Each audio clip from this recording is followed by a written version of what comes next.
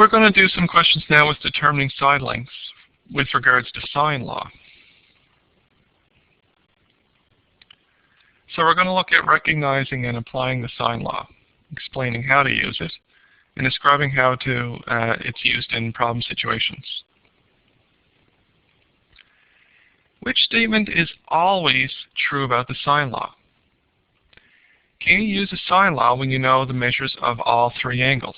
Remember that your sine law is A over sine A equals B over sine B, which is equal to C over sine C. Okay, so can we use it when we know the measures of all three angles? So I know that, I know that, and I know that. I only know one part of every one of my ratios. In order to use the sine law, I'm going to need at least one side. So, no, that's not going to work. Can I use the sine law when I know the measures of all three sides? So that's telling me now this time that I know this, this, and this, but I don't know any of the angles. Once again, in all my three ratios, I only have one part. I need at least two parts in at least one of my ratios, so that is not going to work either. Can I use the sine law when I know the measure of two angles and one side? So that means I might know A and B, and possibly side B. Well, that means that I know all of this piece right here. There's also the possibility that I know sine A and sine C and side B. But in a situation like that, I also know that 180 degrees minus A minus C will give me B. So if I know two angles, I can find the third. So I'll know, if I know two angles, I actually can easily find all three. So I'll know three angles and one side. That means that at least one of my ratios is going to be complete. So this does work. So C is my answer. I'm just going to check with D to see what they ask me and make sure that that can't work. Can I use a sine law when I know the measure of one angle and two sides? Well, I can give you an example where that's not going to be the case. So if I have this oblique triangle here, and I know that this side is 7, this side is 9, and I know that this angle right here is 40 degrees. If I set up my sine law, I'm going to have, say, 7 over sine A is equal to 9 over sine B, which is equal to C over sine 40 degrees.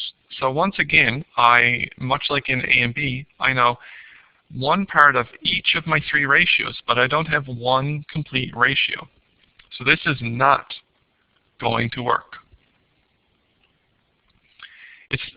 I can find sine law when I know the measure of one angle and two sides, but it has to be set up in a specific way, and I don't have that right here.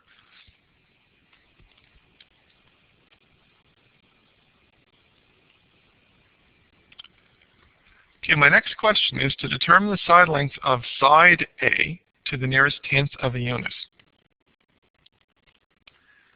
Okay, so I'm going to set up my sine law. I know that I'm going to be doing A. Oh, sorry, I better make sure I put that in the right place. I'm going to be doing A over sine of the opposite angle, which is 43 degrees, is equal to side B, 27, over sine of 65 degrees. I'm using this ratio because I know both the side and the angle. So if you recall, at this point, the easiest thing to do when we're doing this by hand is probably to cross multiply.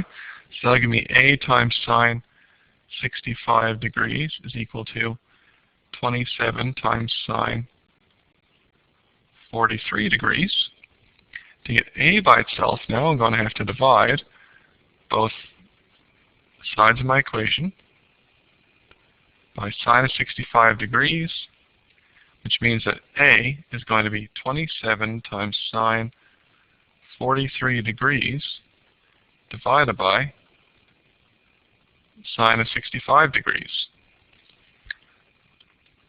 So that means I put that in my calculator, 27 times, for this calculator I type it in exactly as it's written, sine 43 degrees divided by sine 65 degrees. Make sure your calculator is in degree mode. It has either a D or a DEG at the top of the screen.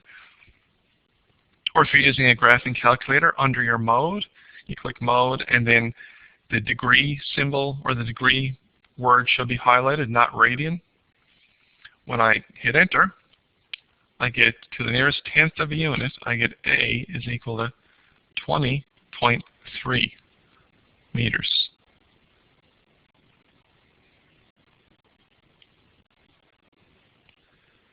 So again, that is how I would calculate a side length using the sine law. So the sine law is used when we don't have a right triangle. We can find the missing side length of a triangle if we know two angles and a side, whether it's an AAS triangle or an ASA. Two angles and a side is all we need. The sine law for triangle ABC is A over sine A equals B over sine B equals C over sine C. And we only ever need to use two ratios at a time, because we're only going to look to solve one piece at a time. We need to know three parts to find a fourth in the two ratios.